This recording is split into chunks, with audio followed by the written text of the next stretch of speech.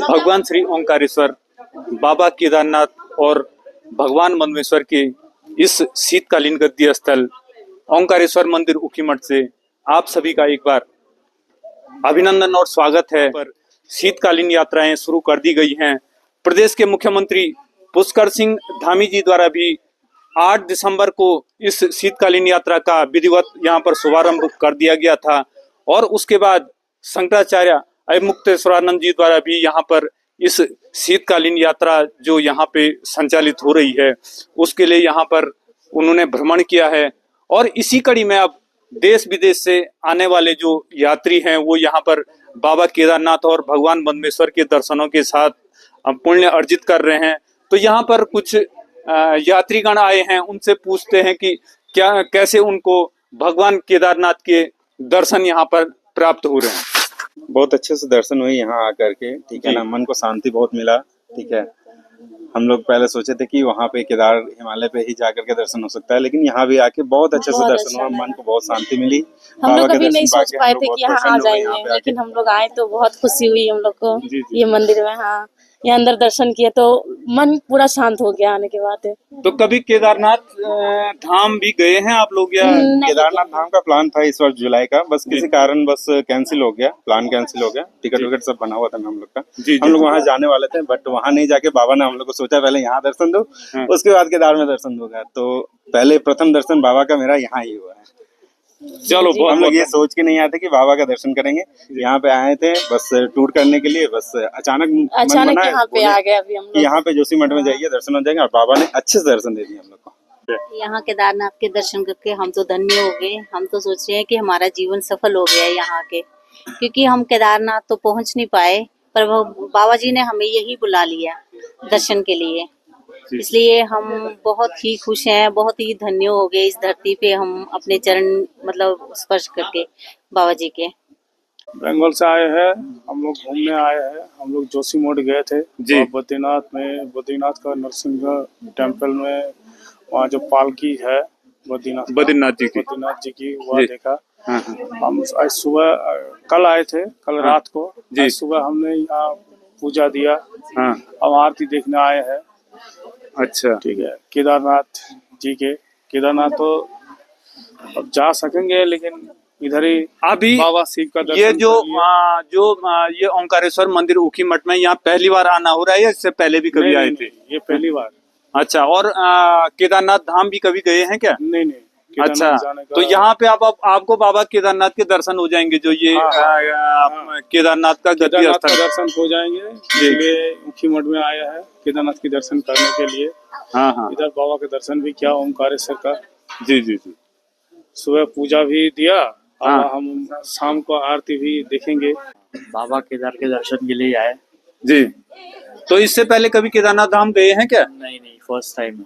तो ये पहला मौका आप बाबा केदार के दर्शनों के लिए शीतकालीन गद्दी स्थल में आए हैं यहाँ पे? जी। अच्छा, तो कब आए आप? बस अभी हम लोग आए। अच्छा, और सीधा दर्शन के लिए आए। अच्छा, सुना है कि अभी ये टाइम पे आरती होता है जी, तो आ गए हम लोग फटाक से।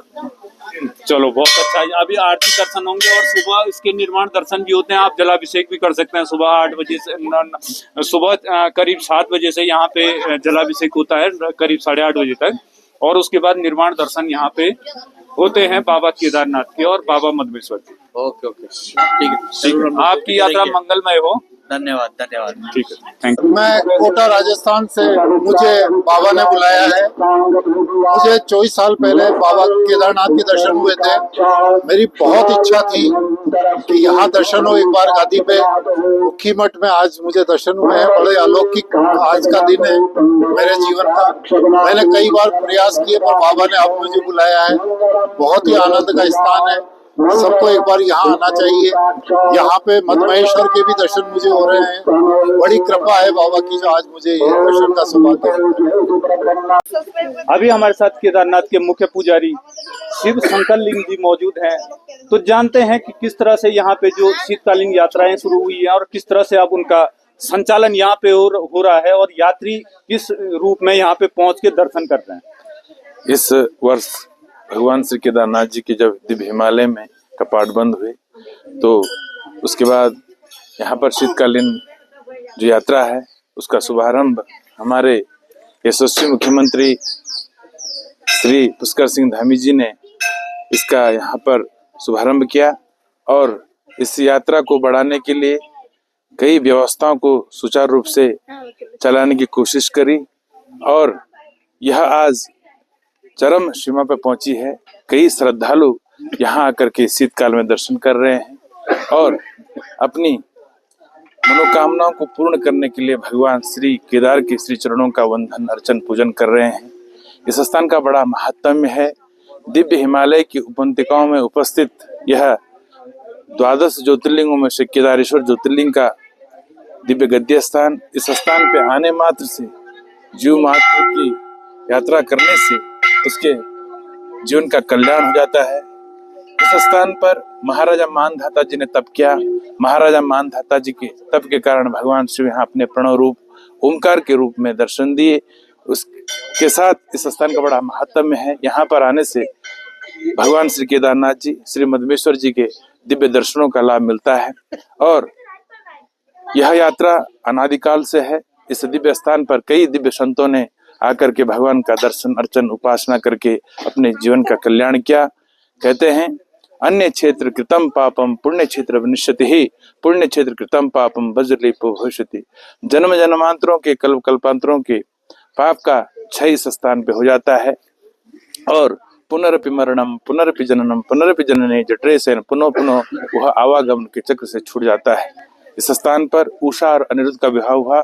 उषा जो बाणासुर असुर की पुत्री थी। बाणासुर असुर जरूर थे लेकिन अनन्य शिव भक्त थे। उन्होंने अपने पुत्र का विवाह श्री कृष्ण के पोते प्रद्युम्न के पुत्र अनिरुद्ध से इस स्थान पे किया। इसलिए इस स्थान का नाम उषा मठ से ही उखी मठ हुआ। इस स्थान पे तीर्थयात्री श्रद्धालु भक्त इस दिव्य स्थान पे आकर के भगवान के दिव्य साकार स्वरूप का दर्शन कर सकते हैं। इस स्थान का बड़ा महात्म्य है। यहाँ पर आने से भगवान श्री केदारनाथ जी श्री मधमेश्वर जी पंच केदार की दिव्य गद्य स्थान का दर्शन करके वह अपने पुण्य को जागृत करके पुण्य के भागी बन सकते हैं। श्री बद्रीनाथ केदारनाथ मंदिर समिति दृढ़ संकल्पित है इन दिव्य स्थानों के दर्शन के लिए, उनकी सुगम व्यवस्था के लिए और जो भी यहाँ पे यात्रीगण आ रहे हैं वह सुगमता से सरलता से भगवान श्री केदारनाथ जी की शीतकालीन दर्शन कर शीतकालीन यात्रा का लाभ ले रहे हैं। और श्री बद्रीनाथ केदारनाथ मंदिर समिति भरसक प्रयास है कि वह तीर्थ यात्रियों को अनेक सुविधाओं को दे करके इस तीर्थ यात्रा को शीतकालीन यात्रा को परवान चढ़ाए और उनको सुख सुविधा दे और भगवान श्री केदारनाथ जी के दिव्य दर्शन सुगमता से सरलता से हो। कहा गया है कि अन्य क्षेत्रे कृतं पापम तीर्थ क्षेत्रे विनश्यति तीर्थ क्षेत्रे कृतं पापम केदार खंडे विनश्यति। अर्थात अन्य क्षेत्र में किया गया पाप कर्म तीर्थ क्षेत्र में स्नान पुण्य दान दर्शन से नष्ट हो जाता है, लेकिन तीर्थ क्षेत्रों में किए गए पाप का प्राक्षलन केवल और केवल केदार खंड में ही हो सकता है। उदाहरण प्रत्यक्ष है कि साक्षात वैकुंठाधिपति श्री कृष्ण के सखा होने और धर्म क्षेत्र में निवास करने के बावजूद भी पांडवों को गुरु हत्या, गोत्र हत्या, भ्रातृ हत्या, ब्रह्म हत्या आदि से अर्जित पापों का प्राक्षलन करने के लिए केदार खंड की ही शरण लेनी पड़ी थी। सतयुग में महाराजा मानधाता, त्रेता युग में मर्यादा पुरुषोत्तम भगवान श्री रामचंद्र जी और द्वापर युग में धर्मराज युधिष्ठिर सहित पांचों पांडवों को मोक्ष प्राप्ति के निमित्त केदार खंड की ओर उन्मुख होना पड़ा था।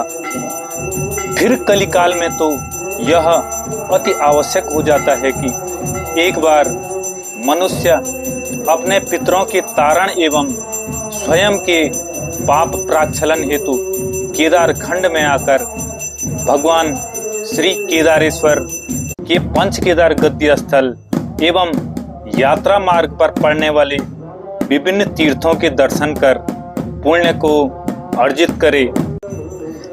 शीतकालीन यात्रा को लेकर आध्यात्मिक क्षेत्र के ज्योतिष पीठाधीश्वर जगत गुरु अभिमुक्तेश्वरानंद जी महाराज भी ओंकारेश्वर मंदिर ऊखीमठ का भ्रमण कर चुके हैं।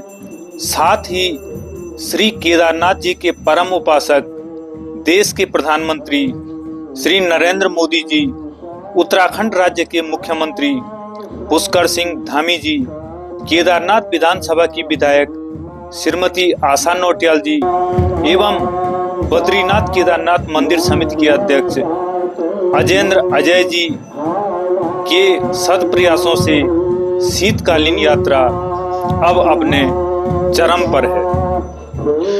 तो आइए केदार घाटी में आप सभी तीर्थयात्रियों का एक बार हमारे चैनल तपोभूमि दर्शन की ओर से भी हार्दिक स्वागत एवं अभिनंदन है। अभी तक इस शीतकाल में 4474 यात्री यहाँ पे पहुंच चुके हैं और जिन्होंने भगवान केदारनाथ के साथ बाबा मदमेश्वर के भी यहाँ पर दर्शन किए हैं।